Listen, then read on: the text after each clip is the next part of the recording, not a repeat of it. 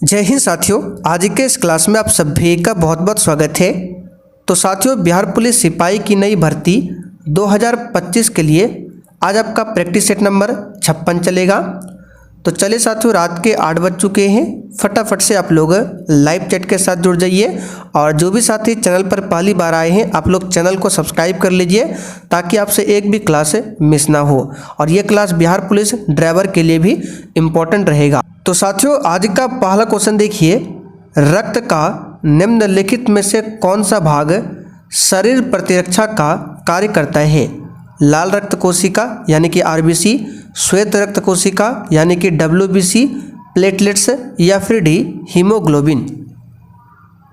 चलिए, बहुत ही शानदार क्वेश्चन है, बताइए इसका आंसर क्या होगा। यहाँ पर क्या पूछा गया है कि रक्त का कौन सा भाग शरीर प्रतिरक्षा का कार्य करता है। तो देखिए, यहाँ पर अगर आपने ऑप्शन बी को टिक किया है तो आपका बिल्कुल सही जवाब है श्वेत रक्त कोशिका यानी कि डब्ल्यूबीसी। तो यहाँ पर बी ऑप्शन आपका सही जवाब है डब्ल्यूबीसी। डब्ल्यूबीसी का वैज्ञानिक नाम क्या है? तो याद रखिएगा ल्यूकोसाइट। ल्यूकोसाइट ये डब्ल्यूबीसी का क्या है? रासायनिक नाम है। रासायनिक नाम नहीं, वैज्ञानिक नाम है डब्ल्यूबीसी का ल्यूकोसाइट। लाल रक्त कोशिका की बात करें जिसको कहा जाता है आरबीसी, इसका फुल फॉर्म होता है रेड ब्लड सेल। और इसका जीवन काल कितना होता है? तो 120 दिनों का आरबीसी का जीवन काल होता है, ध्यान रखिएगा। आरबीसी का कब्रिस्तान किसे कहा जाता है? तो प्लीहा, ठीक है, प्लीहा या फिर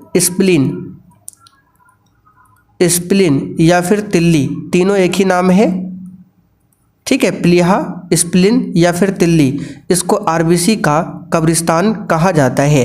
अच्छा, अगर आपसे पूछे कि बताइए शरीर में रक्त का निर्माण कहाँ पर होता है, तो याद रखिएगा अस्थि मज्जा में, ठीक है। शरीर में रक्त का निर्माण कहाँ पर होता है? तो अस्थि मज्जा में होता है, ध्यान रखिएगा। क्वेश्चन नंबर देखिए दूसरा, क्रायोलाइट किस धातु का अयस्क है? चलिए, क्वेश्चन नंबर 2 के लिए आप लोग आंसर बताइए, क्रायोलाइट किस धातु का अयस्क है?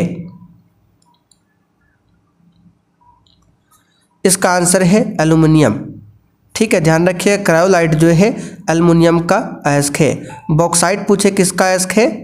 तो बॉक्साइट जो है ये भी एल्युमिनियम का अयस्क है, ध्यान रखिएगा। लोहा का अयस्क कौन कौन सा है पूछा जाता है? तो याद रखिएगा मैग्नेटाइट, ठीक है, मैग्नेटाइट, हेमेटाइट, सब यहाँ पर लिख देते हैं। हेमेटाइट, लिमोनाइट, सीडेराइट, ये सभी क्या है? लोहा का अयस्क है। अच्छा, लोहा में एक होता है ढलवा लोहा और एक होता है पिटवा लोहा। तो अगर आपसे पूछे सबसे बढ़िया लोहा कौन सा होता है, तो याद रखिएगा पिटवा लोहा। पिटवा लोहा, इसमें कार्बन की मात्रा बहुत ही कम होती है जिसके कारण ये लोहा शुद्ध होता है, ठीक है, पिटवा लोहा। चलिए आगे बढ़ते, क्वेश्चन नंबर 3, विटामिन ई का रासायनिक नाम क्या है?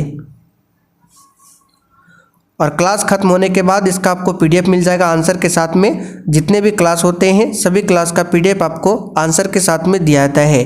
कहाँ पर दिया जाता है? तो बिहार पुलिस के बैच में। क्लास के लास्ट में आपको बिहार पुलिस के बैच के बारे में बता देंगे, अभी फ़िलहाल आप लोग क्लास को कीजिए। तो ये हम आपको पहले भी बता चुके हैं, टोकोफेरॉल विटामिन ई का रासायनिक नाम है। कैल्सीफेरॉल किसका है? तो विटामिन डी का रासायनिक नाम है कैल्सीफेरॉल। रेटिनॉल विटामिन ए का रासायनिक नाम है। फिलोक्विनॉन किसका है? तो विटामिन के का रासायनिक नाम है फिलोक्विनॉन।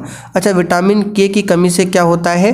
तो रक्त का थक्का नहीं बन पाता है विटामिन के की कमी से। विटामिन ए की कमी से रतौंधी नामक बीमारी होती है। विटामिन डी की कमी से सूखा रोग होता है जिसको रिकेट्स कहा जाता है। अच्छा, अगर आपसे पूछे किस विटामिन को हार्मोन विटामिन माना जाता है, तो विटामिन डी को हार्मोन विटामिन माना जाता है। देखिए, विटामिन जो होता है 2 प्रकार का होता है, एक जल में घुलनशील विटामिन, दूसरा वसा में घुलनशील विटामिन। तो विटामिन बी और विटामिन सी जो है ये जल में घुलनशील होता है, और इसके अलावा बचा विटामिन ए, डी, ई और के ये वसा में घुलनशील होता है, इस बात को ध्यान रखिएगा। चलिए आगे देखते हैं क्वेश्चन नंबर चौथा। निम्नलिखित में से कौन सी कोणीय वेग की सही इकाई है? चलिए, और जितने भी हम एक्स्ट्रा क्वेश्चन बताते हैं क्लास में, इसका पूरा नोट्स तैयार करके हम आपको देते हैं बिहार पुलिस के बैच में। तो कौन सा कोणीय वेग की सही इकाई है? तो रेडियन प्रति सेकंड, ये कोणीय वेग की इकाई है, ध्यान रखिएगा। अच्छा, त्वरण का सही मात्रक पूछे तो मीटर प्रति सेकंड स्क्वायर, ये त्वरण का होता है। वेग का पूछे तो मीटर प्रति सेकंड होता है। दाब का पूछे तो दाब बराबर क्या होता है साथियों? बल बटे क्षेत्रफल। तो बल का आपका हो जाएगा न्यूटन, क्षेत्रफल का हो जाएगा मीटर स्क्वायर। तो दाब का सही मात्रक पूछे तो न्यूटन प्रति मीटर स्क्वायर होता है, और इसी को हम लोग कहते हैं पास्कल। तो पास्कल भी क्या है? दाब का ही एसआई मात्रक है। चलिए आगे देखते हैं क्वेश्चन नंबर 5वां। सोरा जो बारूद बनाने के काम में आता है, इसका रासायनिक नाम क्या है? बिल्कुल आपके बिहार पुलिस के सिलेबस पर आधारित क्वेश्चन है। चलिए बताइए इसका आंसर क्या होगा। तो सोरा जो बारूद बनाने के काम में आता है, इसका रासायनिक नाम याद रखिएगा, पोटेशियम नाइट्रेट।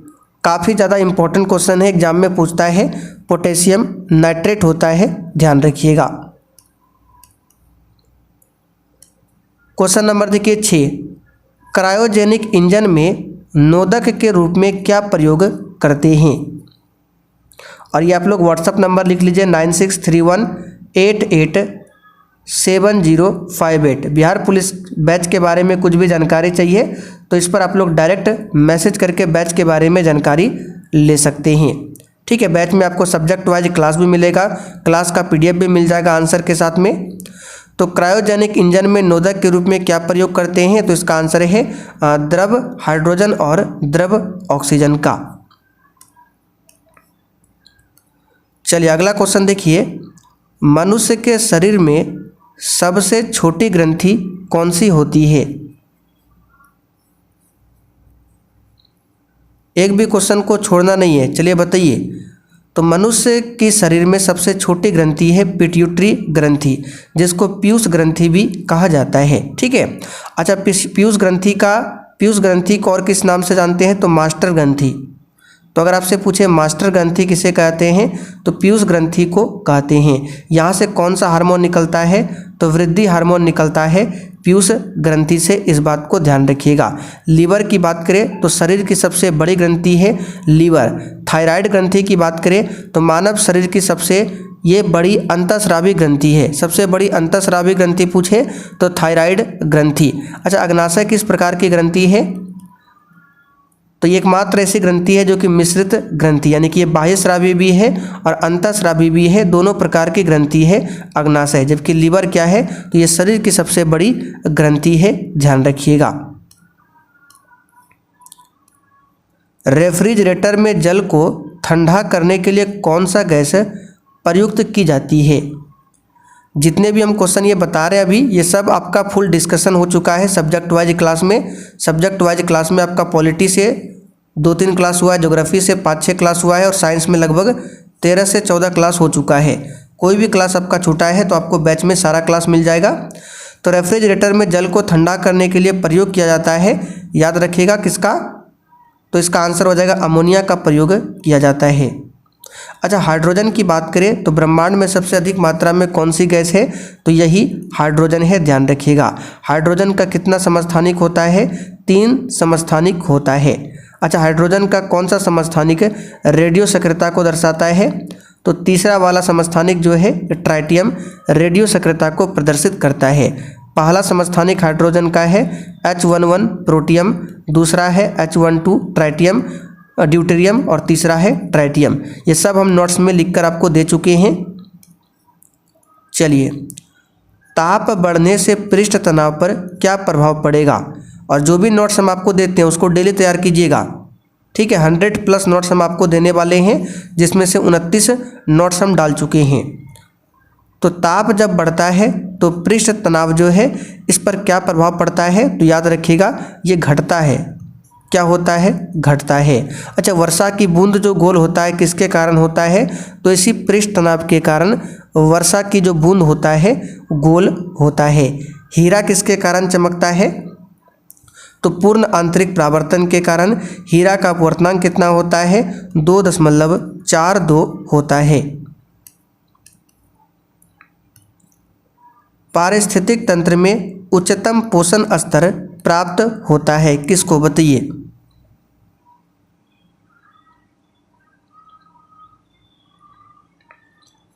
तो पारिस्थितिक तंत्र में जो उच्चतम पोषण स्तर प्राप्त होता है ये सर्वाहारी को प्राप्त होता है, किसको प्राप्त होता है, सर्वाहारी को। अच्छा, यहाँ से क्वेश्चन बताइएगा, शायद हमने पिछले प्रैक्टिस सेट में आपको बताया था या फिर साइंस क्लास में, वर्गीकी का पिता किसे कहा जाता है, यानी फादर ऑफ टैक्सोनॉमी किसको कहा जाता है। जो रेगुलर क्लास करते हैं बिल्कुल आराम से आंसर दे सकते हैं। किस सिंधु कालीन स्थल से एक ईंट पर बिल्ली का पीछा करते हुए कुत्ते के पंजों के निशान मिले हैं।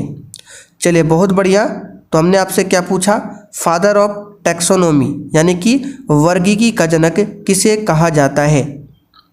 तो याद रखिएगा, वर्गीकी का जनक कहा जाता है किसे, तो इसका नाम है लिनियस। क्या है, कैरोलस लिनियस। कैरोलस लिनियस को वर्गीकी का पिता कहा जाता है। तो 11 नंबर क्वेश्चन के लिए आपका आंसर क्या हो जाएगा, सी ऑप्शन, चनहुदड़ो। ठीक है। लोथल कहाँ पर है, तो ये गुजरात में है, भोगवा नदी के तट पर। मोहनजोदड़ो वर्तमान में पाकिस्तान में है। ठीक है, सिंधु नदी के किनारे है। इसकी खोज 1922 में, ठीक है, किसने किया था, राखलदास बनर्जी ने। और हड़प्पा रावी नदी के तट पर है, 1921 में इसकी खोज होती है दयाराम साहनी के द्वारा। भारतीय संविधान के किस अनुसूची में विभिन्न पदाधिकारियों द्वारा पद ग्रहण के समय ली जाने वाली शपथ का उल्लेख है। और बहुत ही जल्द आपका हिस्ट्री का भी क्लास स्टार्ट हो जाएगा, पूरा डिटेल में डिस्कशन के साथ आपको हिस्ट्री पढ़ाया जाएगा। ठीक है, जिस प्रकार से अभी आपका पॉलिटी चल रहा है, ज्योग्राफी चल रहा है, उसी प्रकार से फुल डिस्कशन के साथ आपका हिस्ट्री का भी क्लास होगा। तो जिन्होंने बैच को ज्वाइन नहीं किया है फटाफट से कर सकते हैं। तो देखिए, इस क्वेश्चन का आंसर आपका क्या हो जाएगा, किस अनुसूची में विभिन्न पदाधिकारियों द्वारा पद ग्रहण के समय ली जाने वाली शपथ का उल्लेख है, तो ये तीसरी अनुसूची। ये क्वेश्चन पूछा हुआ है, ध्यान रखिएगा, तीसरी अनुसूची। निम्न में से किसको भविष्य का ईंधन कहा जाता है। तो अभी हमने थोड़ी देर पहले बताया था, हाइड्रोजन को भविष्य का ईंधन माना गया है। ब्रह्मांड में सबसे अधिक मात्रा में कौन सी गैस है, तो यही हाइड्रोजन है, ध्यान रखिएगा। यूरेनियम की बात करें तो पिंच ब्लेड, ये किसका अयस्क है, पिंच ब्लेड। तो ये किसका अयस्क है, तो यूरेनियम का अयस्क है, पिंच ब्लेड, ध्यान रखिएगा। मानव शरीर की सबसे बड़ी ग्रंथि कौन सी है। चलिए, ये भी हम आपको बता चुके हैं, आंसर क्या होगा, यकृत। मानव शरीर की सबसे बड़ी ग्रंथि है। लेकिन मानव शरीर का सबसे बड़ा अंग पूछे तो त्वचा, ये मानव शरीर का सबसे बड़ा अंग है। मानव शरीर का सबसे बड़ा अंतःस्रावी ग्रंथि पूछे तो थायराइड ग्रंथि। फीमर क्या है, ये मानव शरीर की सबसे लंबी हड्डी है जो कि जांघ में पाई जाती है, फीमर। चलिए आगे देखते हैं। निम्न में से किसे कोशिका की प्रोटीन की फैक्ट्री कहा जाता है। जो भी एक्स्ट्रा क्वेश्चन बताएंगे उसको ध्यान से आपको सुनना है।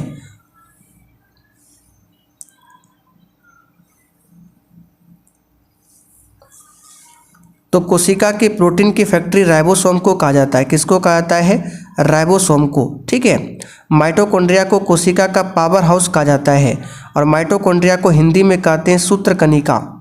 क्या कहते हैं, सूत्रकनिका कहते हैं। और इसकी खोज किसने किया था, अल्टमैन ने, यानी अल्टमैन ने माइटोकॉन्ड्रिया की खोज किया था, ध्यान रखिएगा। बाकी कोशिका भित्ति के बारे में हम आपको कई बार बता चुके हैं साइंस क्लास में कि कोशिका भित्ति केवल पादप कोशिकाओं में ही पाया जाता है, ये जंतु कोशिका में नहीं पाया जाता है कोशिका भित्ति। तो पादप में जो कोशिका भित्ति होती है वो किसकी बनी होती है, तो सेलुलोज की बनी होती है। ये हम नोट्स में आपको लिख कर दे चुके हैं। सेलुलोज की बनी होती है। अच्छा, जो कवक की कोशिका भित्ति होती है ये किसकी बनी होती है? तो ये काइटिन की बनी होती है। जीवाणु की कोशिका भित्ति किसकी बनी होती है? तो पेप्टिडोग्लाइकन की बनी होती है जीवाणु की कोशिका भित्ति। ये सब कुछ आपको लिखा मिल जाएगा नोट्स में। लाइसोसोम को क्या बोला जाता है? आत्महत्या की थैली। परावैंगनिक किरणों की खोज किसने किया था? बहुत ही शानदार क्वेश्चन है।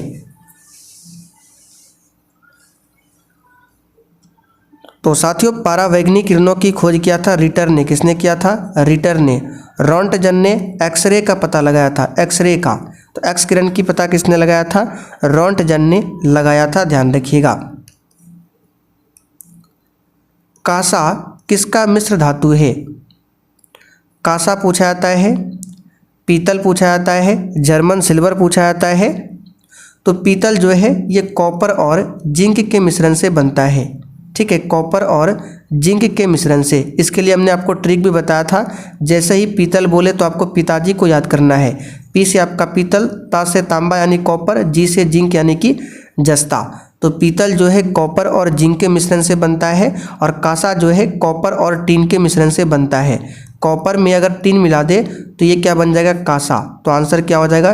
बी ऑप्शन, ध्यान रखिएगा।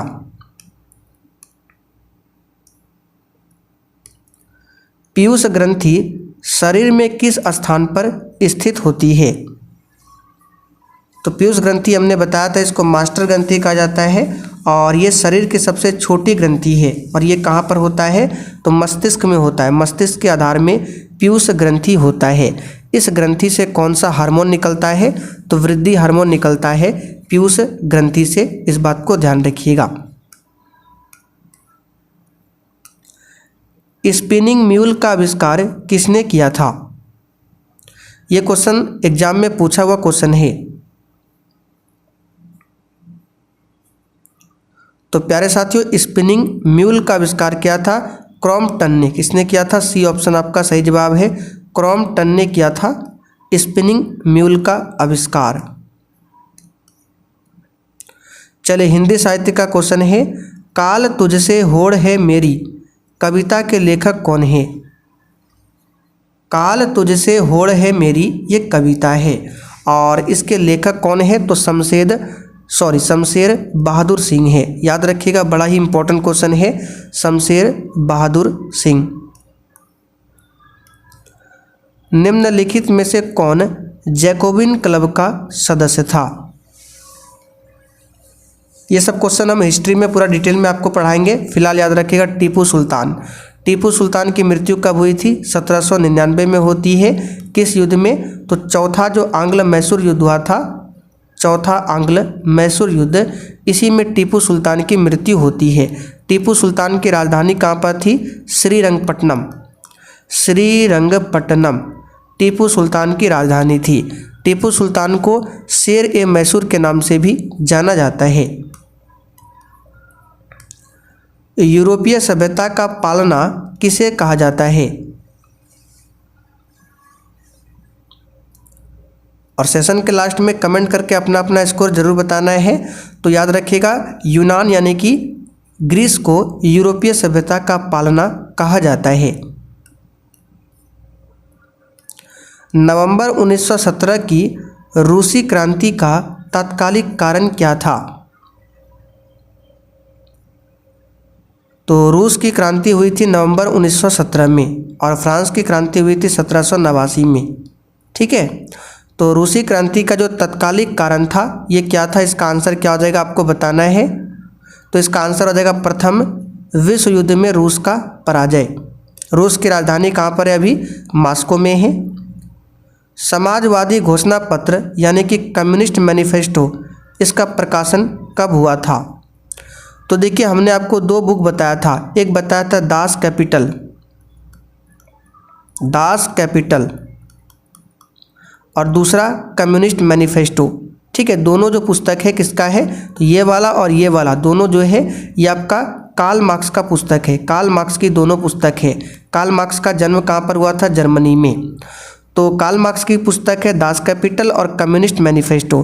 तो कम्युनिस्ट मैनिफेस्टो का प्रकाशन हुआ था 1848 में। कब हुआ था? 1848 में हुआ था। सविनय अवज्ञा आंदोलन कब और किस यात्रा से शुरू हुआ था? चलिए क्वेश्चन नंबर 25 के लिए आंसर बताइए।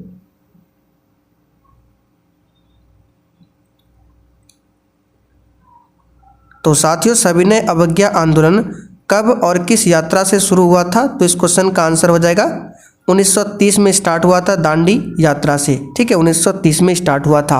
12 मार्च 1930 से स्टार्ट हुआ था और 6 अप्रैल को महात्मा गांधी जी दांडी पहुंच गए थे। ये यात्रा जो है साबरमती आश्रम से स्टार्ट हुआ था 12 मार्च 1930 को, और 6 अप्रैल 1930 को महात्मा गांधी जी दांडी पहुँच जाते। उसके बाद आपका सविनय अवज्ञा आंदोलन स्टार्ट होता है।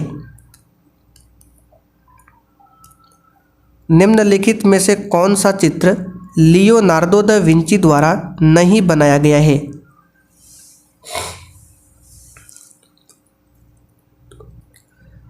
आगे बढ़ते हैं। किस अनुच्छेद के अनुसार भारत के राष्ट्रपति द्वारा राष्ट्रीय आपातकाल की घोषणा की जा सकती है?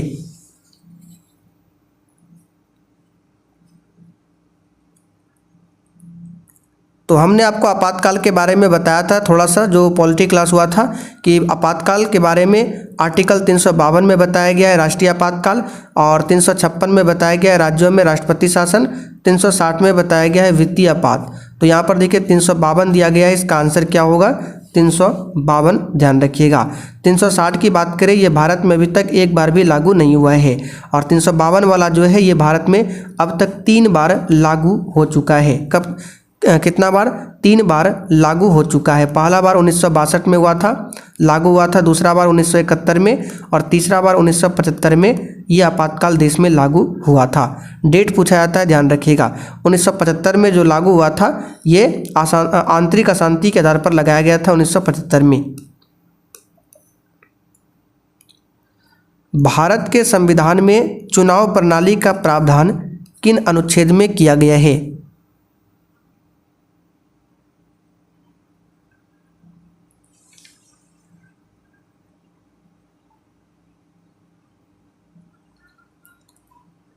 तो ये 324 से लेकर 329 तक में किया गया है। यहाँ पर बी ऑप्शन आपका सही है, ध्यान रखिएगा।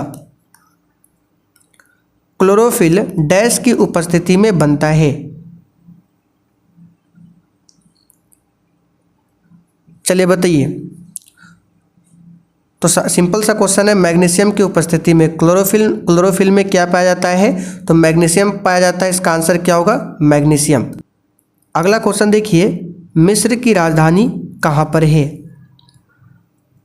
आज देखिए क्वेश्चन का जो नंबर है इसमें सेट करने में थोड़ा सा उल्टा पुल्टा हुआ है। चलिए कोई बात नहीं, चलिए बताइए मिस्र की राजधानी कहाँ पर है? तो काहिरा। सिंपल सा क्वेश्चन है, काहिरा। आगे देखिए, प्रथम जैन सभा कहाँ पर हुई थी?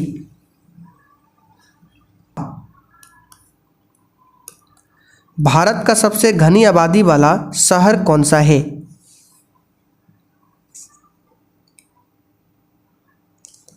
चलिए इस क्वेश्चन का आंसर बताइए फटाफट से। भारत का सबसे घनी आबादी वाला शहर कौन सा है? तो इसका आंसर क्या हो जाएगा? मुंबई। क्या हो जाएगा? मुंबई। चलिए आज का आखिरी क्वेश्चन, उत्तर मध्य रेलवे का मुख्यालय कहाँ पर है? ये आप लोगों के लिए छोड़ रहे हैं, इसका आंसर आप लोग कमेंट करके बताइए। इसका आंसर क्या होगा? उत्तर मध्य रेलवे का मुख्यालय। तो चलिए साथियों आज के लिए इतना ही। अब आप लोग कमेंट करके बताइए आज का आपका स्कोर क्या रहा। तो देखिए जिनको बैच के बारे में ऑलरेडी पता है आप लोग अब बैच को छोड़कर जा सकते हैं, और जिनको नहीं पता है उसको बता देते हैं।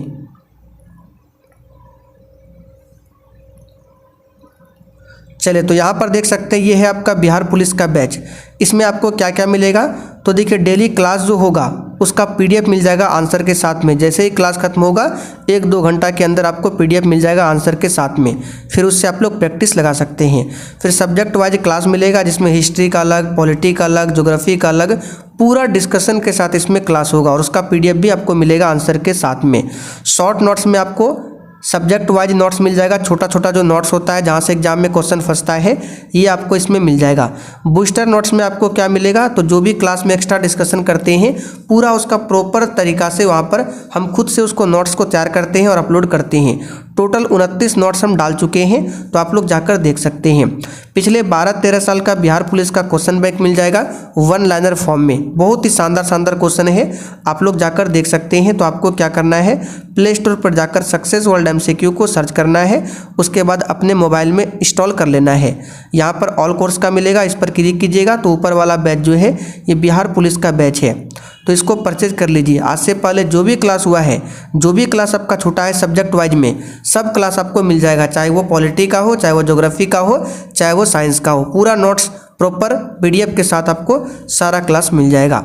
ठीक है, तो चलिए आज के लिए इतना ही। और ये WhatsApp नंबर है, इस पर भी आप लोग मैसेज करके जानकारी ले सकते हैं।